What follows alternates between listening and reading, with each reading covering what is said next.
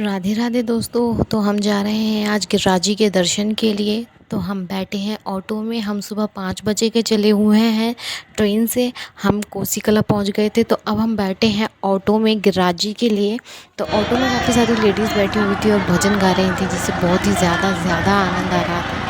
तो अब हम गाते गाते जैसे ही पहुँचे, समय का पता ही नहीं चला। अब हम पहुँच जाते हैं अपने गोवर्धन के लिए। और देख सकते हैं यहाँ पे हर एक कण-कण में ऐसा लगता है कि भगवान विराजमान हैं। तो काफ़ी ज़्यादा आनंद आता है। यहाँ की बात ही अलग है, अपने श्री जी के धाम की बात ही अलग है। तो हम जैसे ही पहुँच जाते हैं गोवर्धन, तो ये मेन गेट है गोवर्धन का, और मेन मंदिर है दान घाटी, जहाँ से परिक्रमा शुरू होती है। तो दान घाटी के मंदिर में ज़्यादा भीड़ नहीं थी।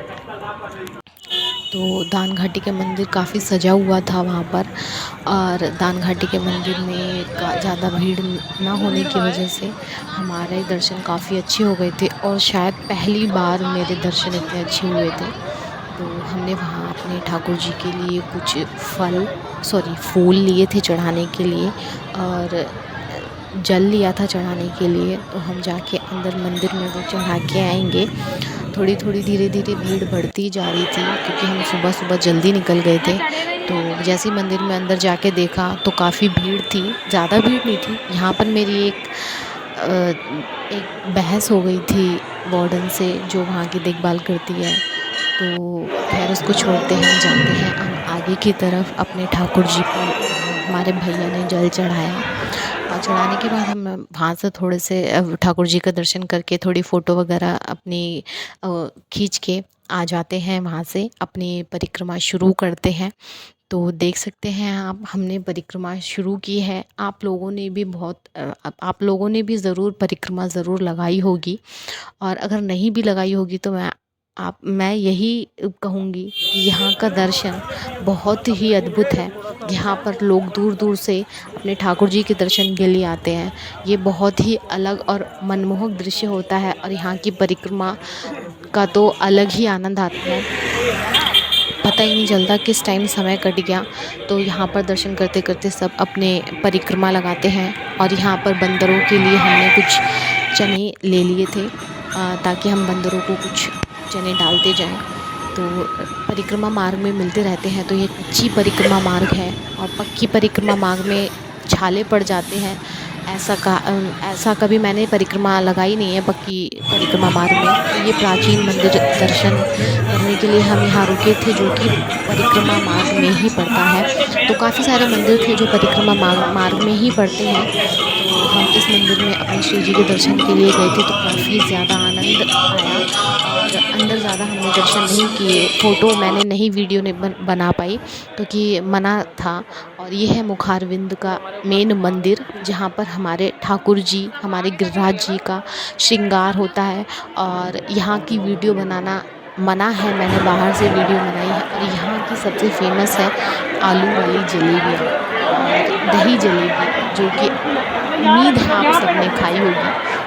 अगर आप यहाँ गए होंगे तो बहुत ही ज़्यादा आनंद आता है उनमें। तो आप देख सकते हैं कितनी भीड़ है इस मंदिर में। तो यहाँ पर लोग दंडौती भी लगाते हैं। दंडौती यानी कि लेट कर परिक्रमा भी लगाते हैं। तो ये है हमारी श्री जी का सबसे ऊंची अटारी का मंदिर।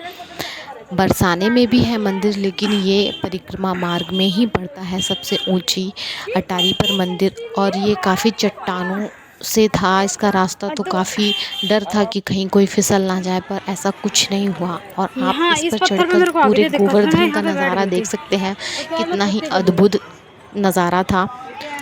तो ये है हमारी श्री जी का श्री जी का मंदिर, अटारी का मंदिर। तो यहाँ हमने सबका सारे पूरे गिरिराज जी का दर्शन किया। देखिए यहाँ पर कच्ची परिक्रमा में लोग अपनी परिक्रमा यात्रा कर रहे हैं। तो हम वापस नीचे उतर कर आते हैं, और अपनी परिक्रमा को यथावत जारी रखते हैं अपनी परिक्रमा को। तो हम जैसे ही नीचे उतर कर आते हैं, तो वहाँ पर हम काफ़ी ज़्यादा ढलान की वजह से और चिकने पत्थर हो गए थे, तो उसकी वजह से काफ़ी डर भी था कि हम नीचे गिर ना जाएँ, पर ऐसा कुछ भी नहीं हुआ। तो हम प्रकृति का आनंद लेते हुए, क्योंकि यहाँ हर एक पेड़ पे मानो कान्हा जी विराजमान हों, ऐसा सुंदर अनुभव होता है। जो भी परिक्रमा लगाता है, जो भी श्री जी के दर्शन करने जाता है, तो उसको एक अलग ही अनुभव होता है। यहाँ की मिट्टी की सुगंध बहुत ही अनमोल अलग ही दृश्य रहता है।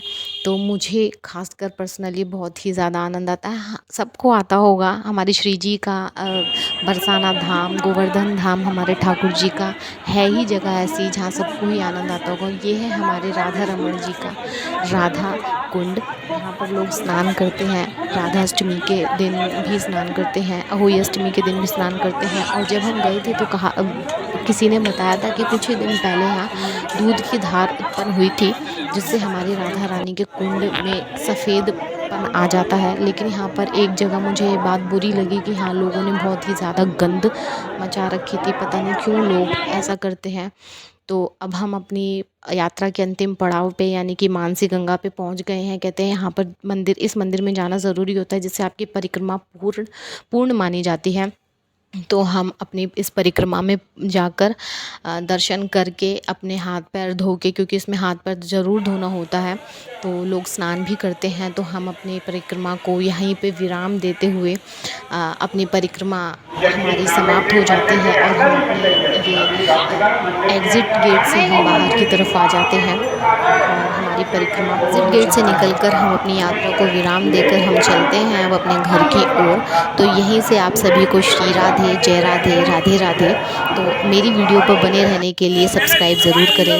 राधे राधे।